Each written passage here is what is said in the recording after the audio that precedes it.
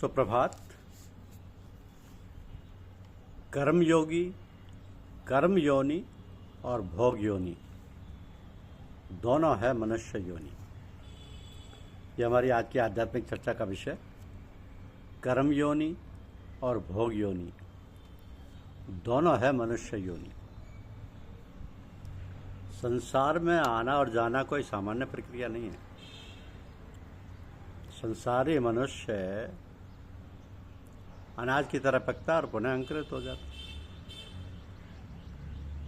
संत तुलसीदास जी कहते हैं कि जन्मत मरत दुस्सह दुख होई। जन्मत मरत दुस्सह दुख होई। इस दुख से छुटकारा पाने का साधन क्या है? मनुष्य के योनि कर्म योनि और भोग योनि दोनों है। यहाँ कर्म करना ही पड़ता। अब ये कर्म सुकर्म और दुष्कर्म दोनों होते हैं। पहले तो आवागमन को रोकने के लिए आवश्यक है कि हम धार्मिक, सामाजिक, शुभ या सात्विक कर्म ही करें और कोई ऐसा संस्कार ना बनाएं जिसका प्रतिकूल भोग के रूप में करना पड़े। दूसरी बात यह है कि हम अपने पुराने कर्मों के भोग को भोग लें और नए भोग ना बनाएं। तो मनुष्य जब निष्काम कर्म करता है और फल की इच्छा न रखकर कर्म करता है तो वह निष्काम कर्मयोगी होता है। दूसरे इन कर्मों को उसे अपने पथ प्रदर्शक को सौंपते जाना चाहिए, क्योंकि ये संसार सार और असार की मिलीजुली रचना है। जीवन से मृत्यु तक की यात्रा को संसार कहते हैं। मनुष्य अपने प्रारब्ध लब्ध कर्मों के कारण इस संसार में आता है और क्रियमान कर्मों के संचय के साथ जाता है। तो ये आना और जाना प्राय लगा रहता है। कहा है ना कि पुनरपि जन्मम पुनरपि मरणम पुनरपि जननी जठरे शयनम। ये संसार में आना जाना तो लगा रहेगा, क्योंकि इस संसार में मनुष्य योनि ईश्वर की सुंदरतम कलाकृति है। परंतु वो इस प्रकार बंधन में जकड़ जाता है कि संसार के मोहपाश से छूट नहीं पाता और अंत में मृत्यु उसके दरवाजे पर दस्तक दे देती है। फिर वहां से कूच कर जाता है। शमशान की यात्रा में लोग कहते हैं राम नाम सत्य है, परंतु जीवित रहने तक उसे कभी कभी आभास हुआ करता था यहाँ कुछ नहीं है।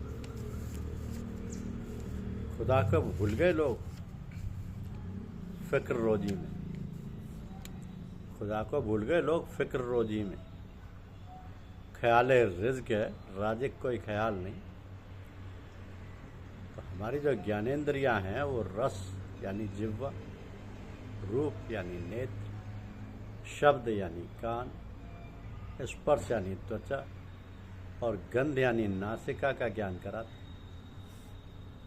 तो जब इन इंद्रियों के साथ मन का संयोग हो जाता है तभी हमें इनसे संबंधित ज्ञान का अनुभव होता है।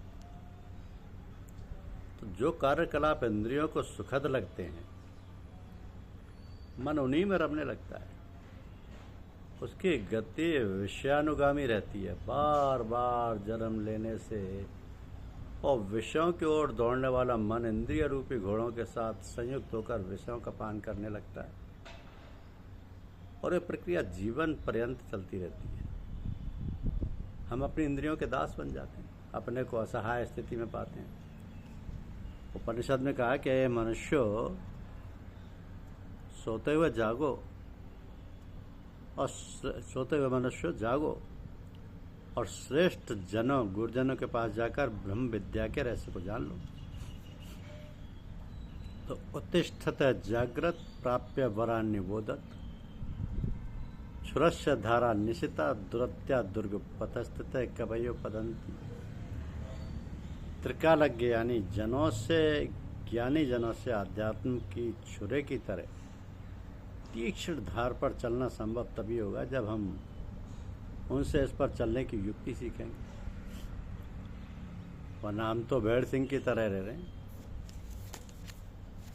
भेड़ सिंह की तरह रह रहे हैं वरना हम तो। क्योंकि एक सिंहनी का प्रसव काल समीप था, वो शिकार की खोज में निकली। उसने भेड़ों के झुंड पर छलांग लगा दी। उसके प्राण पखेरु निकल गए। मात्र विहीन सिंह शावक ने जन्म लिया। तो वो सिंह शावक भेड़ के बच्चों के साथ बड़ा होने लगा। भेड़ों की भांति मैं करने लगा। वो अपने को भेड़ ही समझता था। एक दिन बड़ा सिंह शिकार के लिए निकला तो देखा कि भेड़ों के बीच में सिंह भी है और वो भेड़ों की भांति डरकर भागा जा रहा। उसने उस भेड़ सिंह को समझाने का संकल्प लिया कि वो सिंह है, ना कि भेड़। उसका यथार्थ स्वरूप तो सिंह का था। एक दिन इस सिंह ने देखा कि वह भेड़ सिंह सो रहा है। उसके पास जाकर सिंह बोला, तू भेड़ नहीं है, सिंह है। भेड़ सिंह बोला, मैं तो भेड़ हूँ, सिंह कैसे हो सकता हूँ। तब सिंह उसे उठाकर एक सरोवर के किनारे ले गया और बोला, तू मेरा और अपना प्रतिबिंब इस सरोवर में देख। क्षण भर में वो जान गया, सचमुच मैं तो सिंह ही हूँ। तब वो सिंह गर्जना करने लगा और उसका भेड़ों का समिमियाना ना जाने कहाँ चला गया। तो इस प्रकार मनुष्य प्राणी यानी मानव सिंह है, जिसके अंतर में विश्व की महाशक्ति है। तो तुम उस अनंत आकाश के सदृश हो जिस पर नाना प्रकार के मेघ आते हैं और जाते हैं। आकाश तो नीला ही रहता है, हम तो आत्मा है जो शुद्ध अनंत और पूर्ण है। तो अपने को पहचानना आवश्यक है और प्रभु से मिलन करना आवश्यक है। मानव जीवन का यही लक्ष्य है, हम सबको इसे प्राप्त करना है। गुरुदेव तो कहते हैं ना कि भरा समुंदर इलाही कश्ती, बगैर कैसे अबूर होगा। पकड़ सहारा की दिल हो यकसू, किनारा हासिल जरूर होगा। गुरुदेव का सहारा पकड़ लिया जाए तो किनारा हासिल जरूर होगा। क्योंकि इसलिए संसार में अपने मैंपन को मिटा देना होता है और अपने को किसी रहवर के हाथ सुपुर्द कर देना होता है। ये जैसे ही मैंपन मिटता है रहवर के हाथों में, तो सारे ऊपर के रास्ते खुल जाते हैं। लेकिन रहवर, गुरुवर, मार्गदर्शक, पथ प्रदर्शक हमेशा ये कहते हैं कि मिटा दे अपनी हस्ती को अगर कुछ मर्तबा चाहे, कि दाना खाक में मिलकर गुले गुलजार होता है। कि दाना खाक में मिलकर गुले गुलजार होता है। तो जब रहबर के हाथों में सौंप दिया, उनके हाथ में दे दिया, तो फिर उन्हीं के हिसाब से चलो। वो अपने आप नैया पार लगाएंगे। नाम लिया जाए नामी को पाने के लिए और किसी दुनियावी स्वार्थ के लिए नाम ना लिया जाए। ये तो गुरुवर की दया कृपा है कि वो नैया पार लगा देते हैं सोती। अभी तो कहा है ना कि मालिक तेरी रजा रहे और तू ही तू रहे, बाकी न मैं रहूं न मेरी आरज़ू रहे। जैसा गुरुदेव चाहे वैसा ही हो। धन्यवाद।